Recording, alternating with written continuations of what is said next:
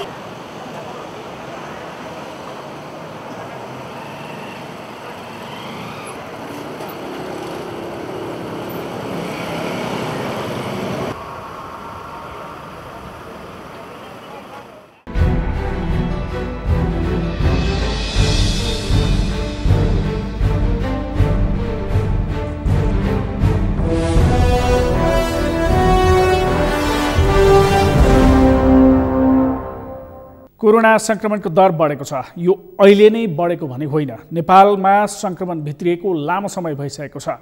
तर नियन्त्रण र संक्रमितको उपचारका लागि पहल भने यथेष्ट हुन सकेको देखिँदैन। संक्रमणको दर बढ्दै जाँदा यसै अनुरूपको तयारी थालिनु पर्थ्यो, तर त्यसो हुन सकेको देखिँदैन। बरु राजनीतिक दलहरू अहिले पनि सत्ता र शक्तिकै खेलमा लागिरहेका छन्। वर्तमान सरकारकै निरन्तरता वा नयाँ सरकारको जोड घटाउ चलिरहँदा संक्रमितले अस्पतालहरूमा बेड नपाउने समस्या देखिएको छ। अहिले राजनीतिक दलहरू सबै एकजुट भएर संक्रमण नियन्त्रणलाई प्रभावकारी कार्यान्वयनमा लाग्नुपर्ने हो, तर त्यसो हुन सकेको देखिँदैन। कोरोना नियन्त्रणमा तिनै तहका सरकारको अकर्मण्यता र अक्षमताका परिणाम दोस्रो लहरको भयावह अवस्था आएको छ। संक्रमण नियन्त्रणका लागि परीक्षणको दर बढाइनुपर्ने हो, तर परीक्षणको जिम्मेवारीबाट समेत सरकारी निकाय पन्छिएको छ। यस्तो अवस्थाले कसरी संक्रमण नियन्त्रण हुन सक्ला? त्यसैले संक्रमण फैलिएका क्षेत्रमा परीक्षणको दायरा फराकिलो बनाइनुपर्छ।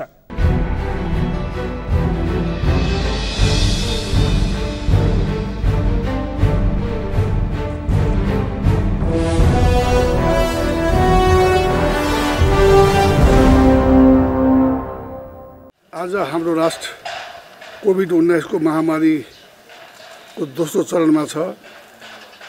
अत्यन्त कम संख्यामा पीसीआर परिशीलन हुन पनि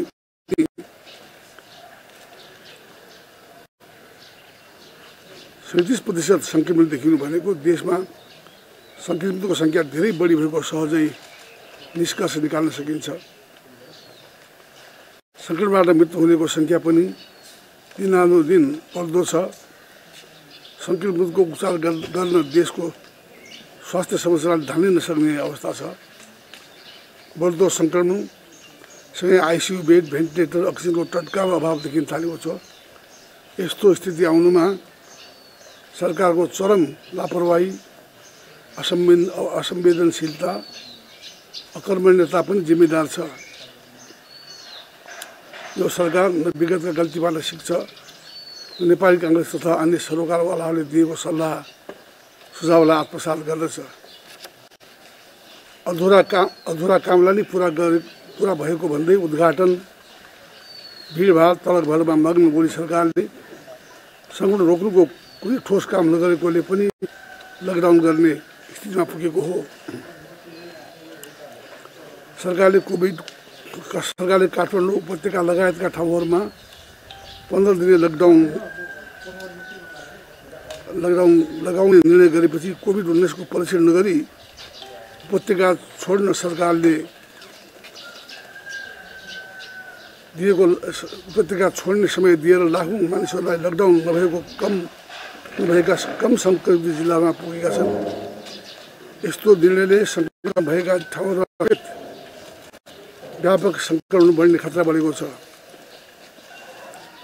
कोभिड-19 को बढ्दो संक्रमणका कारण जनताले भोगिरहेका समस्याबाट पार पाउन संक्रमणको रोकथाम र उपचारको समुचित प्रबन्ध मिलाई लकडाउनको समयलाई पूर्ण रूपमा सदुपयोग गरी तत्काल निम्न काम गर्नु नेपाली कांग्रेस सरकारसँग जोरदार माग गर्दछ।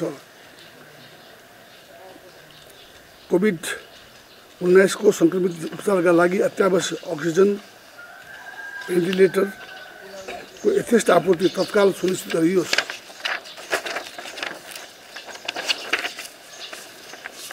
कोभिड संक्रमितलाई आवश्यक अस्पताल, आइसियु बेड लगायतका स्वास्थ्य पूर्वाधार, आवश्यक औषधि, अन्य आवश्यक र अत्यावश्यक स्वास्थ्य सामग्री तत्काल समुचितको व्यवस्था गरियोस्। देशका सम्पूर्ण जिल्लाहरूमा कन्ट्याक्ट ट्रेसिङलाई प्रभावकारी बनाई सम्भावित संक्रमित पीसीआर परीक्षणलाई व्यापक गरियोस्। सीमा नाकाहरूमा अनिवार्य पीसीआर परीक्षण र परीक्षणको नतिजा नआउन्जेलसम्म होल्डिङ केन्द्रमा राख्ने व्यवस्था गरियोस्। परीक्षणमा संक्रमित देखिएकालाई स्थानीय निकायहरूको समन्वयमा आइसोलेसन केन्द्रको व्यवस्था गरियोस्। स्वास्थ्यकर्मी, सफाईकर्मी र सुरक्षाकर्मीलाई बिमा र जोखिम भत्ता तत्काल कार्यान्वयन गरियोस्। बढ्दो संक्रमणसँगै स्वास्थ्य जनशक्तिको अभावले अस्पतालमा थप स्वास्थ्य जनशक्तिको व्यवस्था गरियोस्। पूर्वाग्रही ढङ्गले लामो समयदेखि प्राविधिक स्वास्थ्य सचिव रिक्त राख्ने सरकारको गैर जिम्मेदारीपूर्ण रवैयाको भर्त्सना गर्दै तत्काल प्राविधिक स्वास्थ्य सचिवको व्यवस्था सुनिश्चित गर्न पनि फेरि माग गर्दछु। खोप आपूर्ति लगायतका अत्यावश्यक स्वास्थ्य सामग्रीको आपूर्ति सुनिश्चित गर्न प्रभावकारी कुदरती पहल पनि गरियोस्। लकडाउनका समयमा पनि किसानका कृषि उपज तथा अन्य उपभोग्य वस्तुहरूको आपूर्ति र आवत-जावत सहज गरियोस्। विदेशमा जानेहरूको संख्यालाई ध्यानमा राखेर आवश्यक पीसीआर परीक्षण गर्न अस्पतालको संख्या बढाइयोस्। लकडाउनका कारण आर्थिक सामाजिक मारमा परेका आम नागरिक, श्रमिक र साना व्यवसायीलाई आवश्यक राहत र सहयोगको कार्ययोजना ल्याइयोस्। मास्क अनिवार्य लगाउने, साबुन पानीले हात धुने, भौतिक दूरी कायम गर्ने लगायतका स्वास्थ्य सुरक्षा मापदण्डलाई कडाइका साथ लागू गर्ने अनुगमन मजबुत गरियोस्।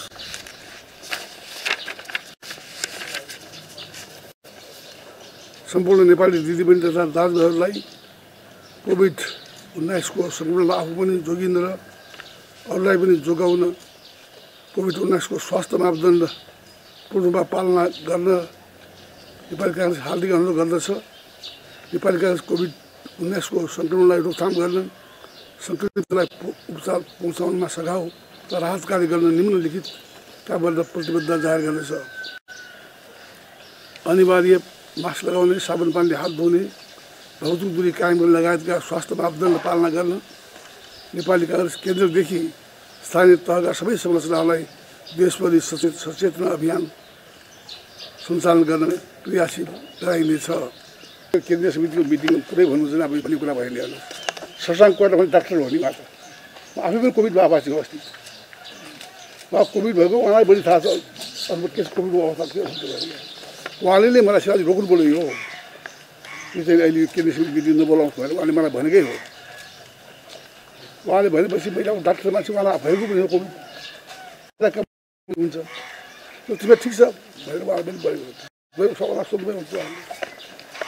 एउटा डाक्टर भइसकेका मान्छे पार्टीको महामन्त्री छ, स्वयं चाहिँ यो कोभिडबाट सङ्क्रमित भएर बसेको मान्छे, उसको सल्लाह लिने कुरा हुन्छ र उहाँले महामन्त्रीलाई सोधे भइहालिन्छन् किन गरेर भने भएर उहाँलाई भने भइहाल्छ त्यस्तै हो भने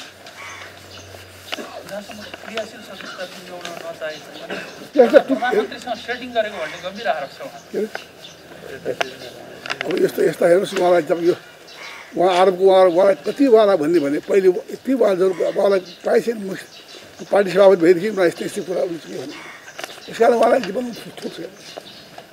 मैले लाउँछु मेरो एउटा प्रश्न, जस्तो अहिलेको सरकारको व्यवहार देखेर आजित भएका मानिसहरूले के भनिरहेका छन् भने कतै काङ्ग्रेसको नेतृत्वमा वैकल्पिक सरकार बन्यो भने अझै अब सहजतातिर अथवा एउटा चाहिँ जनताले चाहे अनुसारको कामहरू हुन्छ, सरकार त्यस अनुसारको हुन्छ भनेर वैकल्पिक सरकार बन्छ कि भन्ने कहीँ कहीँ आशाहरू पनि छ, जनताहरूले त्यो अपेक्षा पनि गरेको जस्तो देखिन्छ। यस विषयमा चाहिँ तपाईँहरूले के सोच्नु भएको छ? मेरो नेपाली काङ्ग्रेस पार्टीले नि काङ्ग्रेसको नेतृत्वमा चाहिँ वैकल्पिक सरकार बनाउने निर्णय गरेको छ नि, पहल गर्ने भनेकै छ।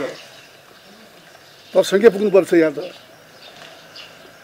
सङ्ख्या नपुग्ने कहाँ चाहेर हुन्छ, प्राइभेट हुन चाहन्छ भने प्राइभेट हुन्छ।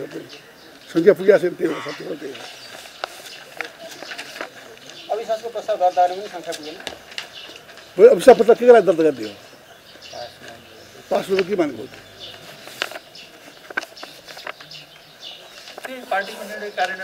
एउटा अविश्वास प्रस्ताव दर्ता गरिसकेपछि फेल भएपछि गल्ती पाइँदैन। यसपछि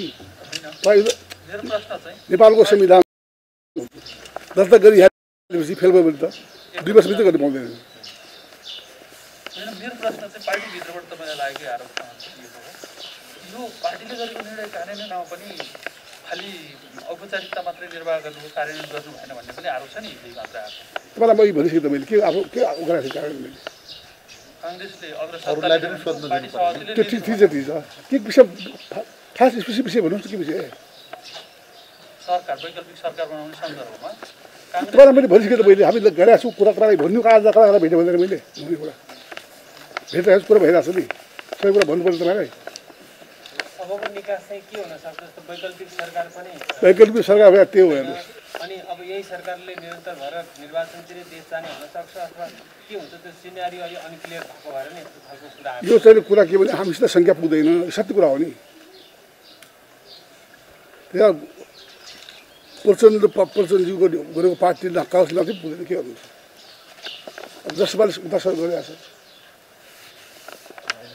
मेरो एउटा मात्रै प्रश्न, जस्तो यो महामारी यो सङ्कट जुन यो कोरोना बढ्दै जाने र भोलि चाहिँ अब पार्टीका गतिविधि क्रियाशील सदस्यता कुराहरू टुङ्ग्याउन पनि असहज परिस्थिति भयो भने अर्कोतिर फेरि कानुनी जटिलताले पनि च्याप्ने स्थितिमा चाहिँ विकल्प चाहिँ के हुन सक्छ? विकल्प के छैन नेपालको संविधान अनुसार त हुनैपर्छ यो कुनै हालतमा पनि। त्यही हो नेपालको संशोधन गर्नुपर्छ, 2/3 चाहिन्छ।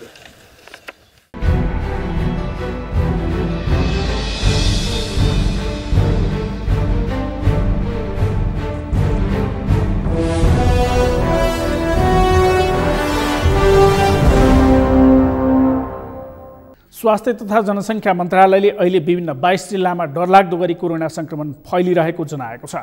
मन्त्रालयका अनुसार काठमाडौँ, भक्तपुर, ललितपुर, मोरङ, सुनसरी, झापा, पर्सा, बारा, धनुषा, चितवन, मकवानपुर, काभ्रे, कास्की, दाङ, बाँके, रूपन्देही, पाल्पा, बर्दिया, कपिलवस्तु, सुर्खेत, कैलाली र कञ्चनपुरमा सङ्क्रमण दर डरलाग्दो गरी फैलिएको बताएको छ।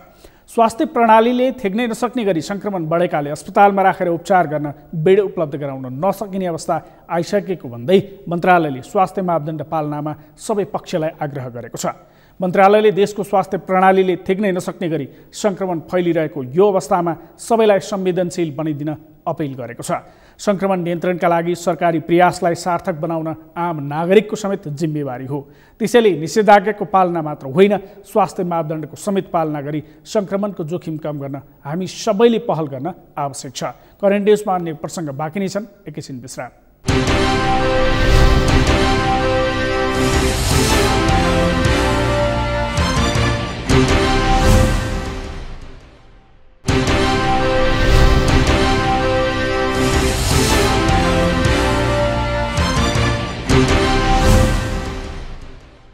विश्रामपछि करेन्ट न्युजमा स्वागत छ। अहिले सिङ्गो मुलुक नै सङ्क्रमणको चपेटामा छ।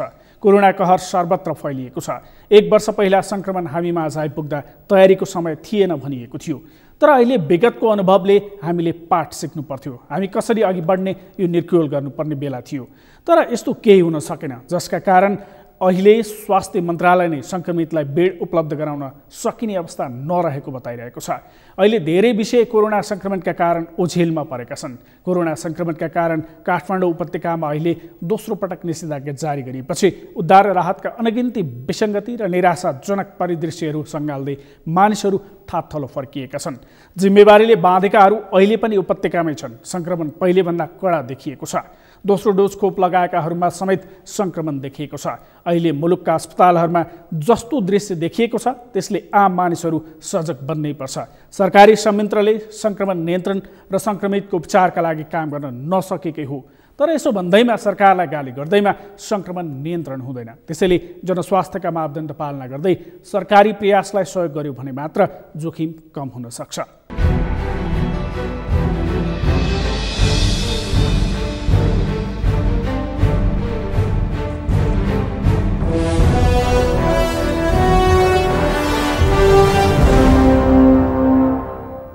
सबभन्दा पहिले त हामीले यो कोरोना सङ्क्रमणको जुन पहिलो लहर थियो, पहिलो पटक यसको यो सङ्क्रमण बढेको बेलामा हामीले यो अनुभव पनि थिएन। एक हिसाबले अभ्यास गऱ्यौँ।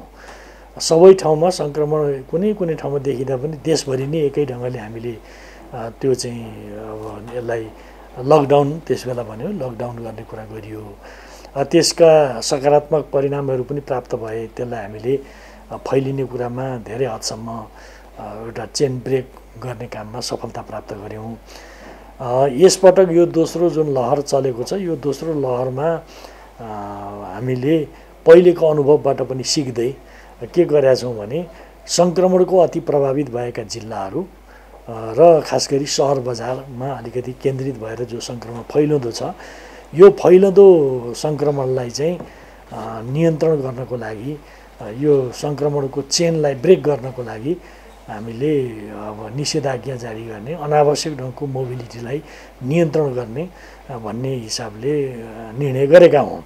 र यो चाहिँ सङ्क्रामक रोग ऐन 2020 को 2 अन्तर्गत रहेर हामीले यो आदेश पनि जारी गरेछौँ मन्त्री परिषदबाट 2078 साल वैशाख 6 गते। त्यसपछि सिसिएमसीको बैठकबाट निर्णय गरेर मन्त्री परिषदमा निर्णयको लागि प्रस्तावको रूपमा लग्यौँ र मन्त्री परिषदले 13 गतेको बैठकबाट निर्णय पनि गरेका छ। यो त अब यसलाई कार्यान्वयन गर्नुपर्ने जरुरी छ। त यसमा दुईटा कुरा छन्। पहिलो कुरा त यो कुनै राजनीतिक अभिप्रायले राजनीतिक उद्देश्य प्राप्तिको लागि गरिएको कुनै यो काम होइन। यो आम नागरिकहरूको स्वास्थ्यको लागि र जीवन रक्षाको लागि यो गर्नै पर्ने काम भएको हुनाले हामीले यसलाई गरेका हौँ। एउटा कुरा यो। दोस्रो कुरा अब जनता आफै पनि सचेत हुनुपर्ने, जिम्मेवार हुनुपर्ने, यो हाम्रो आफ्नै जीवन रक्षाको लागि हो भनेर ठान्नुपर्ने आवश्यकता छ। जनताको यस खालको सचेतनता भएन भने, जनताको साथ सहयोग भएन भने यो जुन गम्भीर समस्यालाई सम्बोधन गर्नको लागि जुन हामीले निर्णय गरेका छौँ त्यो प्रभावकारी कार्यान्वयन हुन कठिन हुन्छ। त्यसकारणले यो दुवै कुरा राज्यको तर्फबाट, सरकारको तर्फबाट अभिभावकीय भूमिका, जिम्मेवार भूमिका खेल्नुपर्ने भएको हुनाले परिस्थितिको गम्भीरतालाई हेरेर यो काम गरिएको हो भने आम नागरिकले आफ्नै जीवनसित, आफ्नै दैनिकीसित गाँसिएको, आफ्नै समाजसित, आफ्नो कम्युनिटीसित गाँसिएको यो विषय भएको हुनाले वास्तवमा त्यत्तिकै जवाबदेहीपूर्ण ढङ्गले भूमिका खेल्नुपर्ने जरुरी हुन्छ। अर्थात् यो मानव जातिको विरुद्धमा, मानव सभ्यता र संस्कृतिको विरुद्धको एउटा आइलागेको समस्या हो। यसलाई पराजित गर्नको लागि हामी सबै एकताबद्ध भएर जानुपर्छ। त हामी यही अभिप्रायका साथ अहिले यो काममा लागेका छौँ। र म तपाईँहरू जस्तो सञ्चारकर्मी साथीहरूलाई के भन्न चाहन्छु भने यो राज्यको मात्रै काम हो भन्ने ढङ्गले पनि चित्रित गरिनु उचित हुँदैन। नागरिकहरू आफै सचेत भएर मात्रै यसलाई पुरा गर्न सकिन्छ। यसले कुनै दल विशेष, कुनै विचार विशेष, कुनै जाति विशेष, कुनै क्षेत्र विशेषलाई मात्रै हेर्दैन।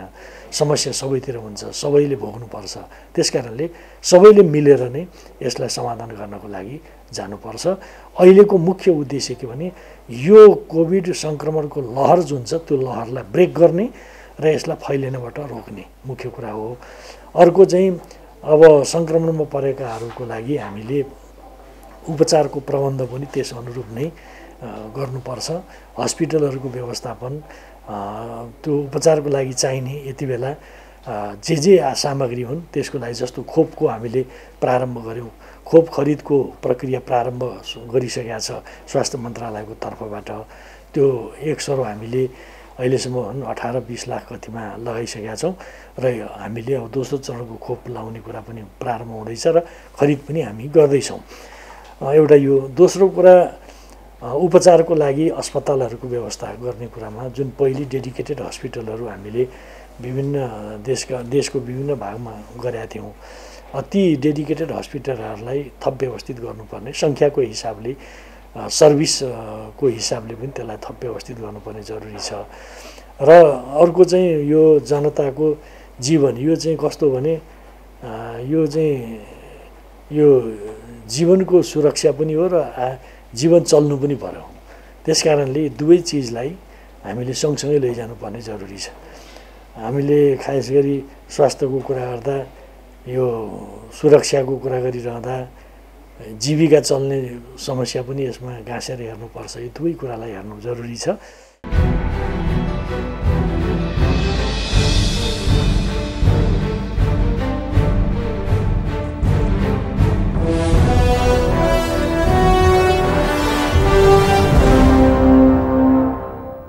नेपाल सरकारले नेपालका 72% जनतालाई निशुल्क कोरोना विरुद्धको खोप उपलब्ध गराउने बताएको थियो। प्रधानमन्त्री, मन्त्रीदेखि सरकारी अधिकारीहरू यो दाबीलाई पटक पटक दोहोऱ्याउँथे। तर आज सरकारको दाबी र वास्तविकता आकाश जमिनको अन्तर देखिएको छ। खोप त पारेको कुरा, सङ्क्रमणको लामो समयसम्म पनि अस्पतालहरूमा आवश्यक तयारी हुन सकेन, जसका कारण अहिले सङ्क्रमितहरूले बेड नपाउने अवस्था उत्पन्न भएको छ। समस्या र जोखिममा बढेको भए पनि कतिपय क्षेत्र यस्तो अवस्थामा पनि कार्यक्षेत्रमा खटिनुपर्ने हुन्छ। पत्रकारिता पेसा पनि यस्तै क्षेत्रमध्येको एक हो। महामारीको अहिलेको समयमा सबैले आफ्नो स्वास्थ्यलाई पहिलो प्राथमिकतामा राख्न पत्रकार महासङ्घले अनुरोध गरेको छ।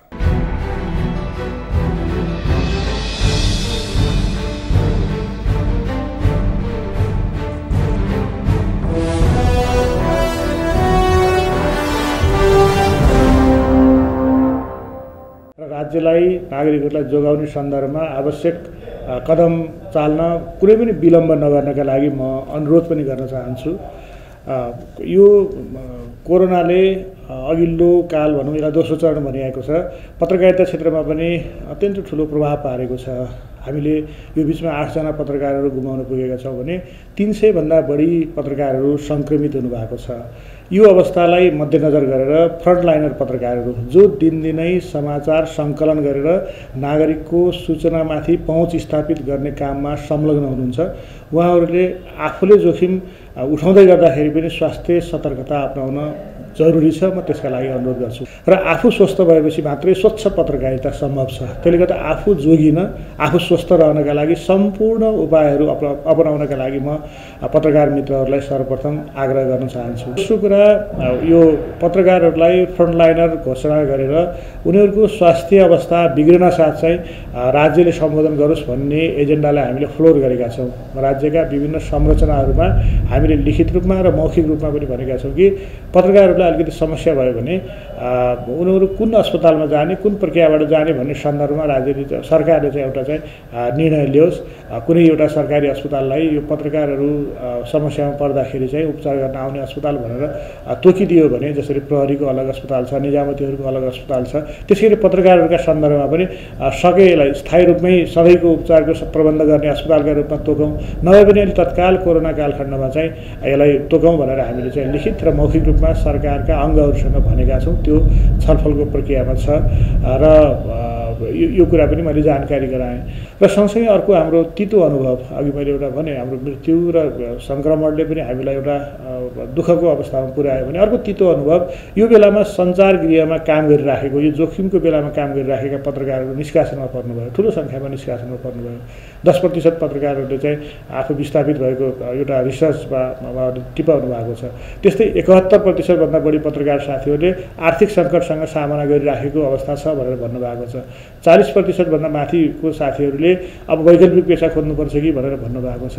त्यो भयावह अवस्था हामीले भोगेर आएका छौँ र अब फेरि त्यस्तो अवस्था नदोहोरियोस् भनेर हामी सतर्क हुनुपर्ने अवस्था छ। त्यसकारण पत्रकार महासङ्घले 2वटा समिति बनाएको छ। एउटा समिति चाहिँ तपाईँको अनुगमन गर्छ, वरिष्ठ उपाध्यक्षको नेतृत्वमा समिति बनेको छ। त्यसले समग्र अवस्थाको अनुगमन गरेर रिपोर्ट तयार गर्छ र कहाँ कसरी त्यसलाई सम्बोधन गर्ने भन्ने एउटा रणनीति बनाउँछौँ। अर्को, समस्यामा परेका पत्रकार साथीहरूले तत्काल आफूलाई के आवश्यक हो, जस्तो खाने खर्च पनि सकिन सक्छ। यो तपाईँको लकडाउन हिजोबाट सुरु भएको यो चाहिँ तपाईँको निषेधाज्ञा कन्टिन्यू भयो भने त्यो अवस्थामा खानपिनको सन्दर्भदेखि लिएर स्वास्थ्य उपचारको सन्दर्भसँग समस्या पऱ्यो भने हाम्रो महासचिवजीको नेतृत्वमा एउटा समिति छ। त्यो समितिमा सम्पर्क गरेर पनि साथीहरूले आफूलाई परेको अप्ठ्यारोको बारेमा चाहिँ सोध्न सक्नुहुन्छ। त्यसतर्फ पनि साथीहरूले ध्यान दिनुहोला भन्ने आग्रह गर्न चाहन्छु। र सँगसँगै हामीले सञ्चार गृहहरूलाई लिखित रूपमा सार्वजनिक रूपमा अपिल गरेका छौँ र म यो आज पनि यो सञ्चार माध्यम मार्फत पनि आग्रह गर्न चाहन्छु कि अब हामीले कोरोनाको कारण देखाएर कोही पनि पत्रकार निष्कासन भएको भन्ने सुन्न नपरोस्। म सञ्चार गृहहरूलाई यो विषयमा ध्यान दिन आग्रह गर्न चाहन्छु। त्यसैगरी तोकिएको सेवा सुविधाबाट कोही पनि वञ्चित हुन नपरोस्, यो कुराको सुनिश्चितताको लागि म सञ्चार माध्यमहरूलाई आग्रह गर्न चाहन्छु। र सँगसँगै त्यहाँ सञ्चारकर्म गर्ने साथीहरूको स्वास्थ्य सुरक्षालाई अत्यन्त महत्त्व दिएर आवश्यक यो स्वास्थ्य उपकरणहरू, स्वास्थ्य साधनहरूको उपलब्धतादेखि लिएर अन्य प्रबन्ध गरेर चाहिँ स्वस्थ ढङ्गले पत्रकारिता गर्ने सन्दर्भमा सञ्चार संस्थाहरूको प्रतिबद्धताको पनि हामी अपेक्षा गरेका छौँ। र सँगसँगै भिडभाड कम हुन नदिनका लागि पहिले पनि हामीले अभ्यास गरेका छौँ कि घरबाटै काम गर्ने वातावरण सिफ्ट गरेर अफिसमा पनि सकेसम्म कम जनशक्तिले काम गर्ने वातावरण निर्माण गर्ने सन्दर्भमा पनि सञ्चार माध्यमहरूले चाहिँ भूमिका खेल्नुहोस् भन्ने पत्रकार महासङ्घको आग्रह रहेको छ। र सिङ्गो समाज समुदायलाई पनि पत्रकारहरू पनि यही समाजका अङ्गहरू हुन्। उनीहरू पहिलेको जस्तो भिडभाडमा गएर दौडधुप गरेर समाचार सङ्कलन गर्न गाह्रो छ। त्यसकारण आफूले पाएको सूचना पत्रकारहरूलाई आफू स्रोत बनाएर उपलब्ध गराउने सन्दर्भमा नागरिक समाजको पनि यति बेला महत्त्वपूर्ण भूमिका हुन सक्छ। त्यसले गर्दा आफूले प्राप्त सूचना, आफ्नो टोलमा केही भएको छ भने, कोही बिरामी परेको छ भने, कोही अप्ठ्यारोमा परेको छ भने पत्रकार आउला खोज्ला र भन्देला भनेर भन्दा पनि आफै पत्रकारहरूलाई सम्पर्क गर्ने एउटा त्यो कल्चर, त्यो बानीको पनि नागरिक समाज, नागरिक स्तरबाट पनि त्यसको अभ्यास प्रचलन भएपछि चाहिँ तपाईँको यसले अझ सजिलो गर्छ सूचना सम्प्रेषणमा भन्ने कुरा हो। अर्को कुरा, राज्यका हरेक अङ्गहरूलाई यति बेला सूचना प्रवाहको कुरालाई निरन्तरता दिन आग्रह गर्छु। जस्तो अघिल्लो पालि हामीले हेऱ्यौँ, स्वास्थ्य मन्त्रालयको नियमित प्रेस ब्रिफिङ बाहेक राज्यका अन्य गतिविधिहरू बारेमा जनताहरू सुसूचित हुन सकेनन्। त्यसले गर्दा यसपालि त्यति बेला हामीले के थियो भन्दाखेरि बिना तयारी कोरोनासँग लड्नु परेको अवस्था थियो। तर यति बेला हामी मानसिक रूपमा तयार भएका छौँ, लड्दैछौँ भनेर। त्यसले गर्दा हाम्रा प्रबन्धहरू पनि हामी तयार भएको देखिने ढङ्गले हुनुपर्छ। राज्यका हरेक इकाइहरूले स्वास्थ्य मन्त्रालयको त्यो तथ्याङ्कगत प्रेस ब्रिफिङ बाहेक अन्य कोरोनासित लड्ने सन्दर्भमा भएका अभ्यासहरू, त्यसमा नागरिकको रोलहरू, अन्य मन्त्रालयहरूले गरिरहेका कामहरू र सिङ्गो राज्य यसका विरुद्ध कसरी लडिराखेको छ भन्ने कुराहरू पनि राज्यका तर्फबाट आउनुपर्छ र त्यो कुनै न कुनै माध्यमबाट नागरिकसम्म पुग्यो भने नागरिकहरूले एउटा सन्तुष्टिको सास फेर्छ भने कमसेकम हाम्रो सरकारले हाम्रो राज्यले यदि गरिराखेको रहेछ भन्ने इन्फर्मेसन भयो भने पनि एउटा आत्मबल बढ्छ। कोरोना विरुद्ध लड्दाखेरि आत्मबल बढाउँ भनेर चाहिँ भनिन्छ, त्यो आत्मबल बढाउने सन्दर्भमा पनि राज्यको भूमिका रहनुपर्छ। त्यो ढङ्गले पनि राज्य प्रस्तुत होस् भन्ने हाम्रो पत्रकार महासङ्घको चाहना छ र हामीले राज्यलाई त्यो ढङ्गले ध्यान आकर्षण पनि गराएका छौँ। र अन्तमा फेरि म पत्रकार साथीहरूलाई विनम्रताका साथ आग्रह गर्न चाहन्छु कि आफ्नो स्वास्थ्यलाई सुरक्षित बनाएर मात्रै हामी रिपोर्टिङमा, मैदानमा र कार्यालयमा खटियौँ र तदनुकूलको वातावरण बनाउने सन्दर्भमा सञ्चार संस्थाहरूले पनि योगदान दिउन्। म यो दुईवटा आग्रह विनम्रताका साथ गर्न चाहन्छु र पत्रकार महासङ्घले कोही साथीहरू समस्यामा पर्नुभयो भने हेर्नका लागि चाहिँ आवश्यक स्रोत साधनको उपलब्धता, स्रोत साधनको खोजी गर्ने सन्दर्भमा पनि पहल गरिराखेको अवस्था छ। हामीले अक्सिजन सिलिन्डर समेत पनि पत्रकार महासङ्घको किसिम एप्रोचमा राख्न सकिन्छ कि भनेर त्यो पहल कदमी पनि गराइराखेका छौँ र पत्रकार महासङ्घ केन्द्रीय समितिको जुन एउटा बिल्डिङ छ आवश्यक परे हामीले यसलाई आइसोलेसन केन्द्रका रूपमा डेभलप गर्न पनि पर्छ कि भनेर मानसिक रूपमा हामी तयार भएका छौँ। यद्यपि त्यो ढङ्गको जोखिम पत्रकारिता क्षेत्रमा नआओस् भन्ने चाहना हाम्रो छ।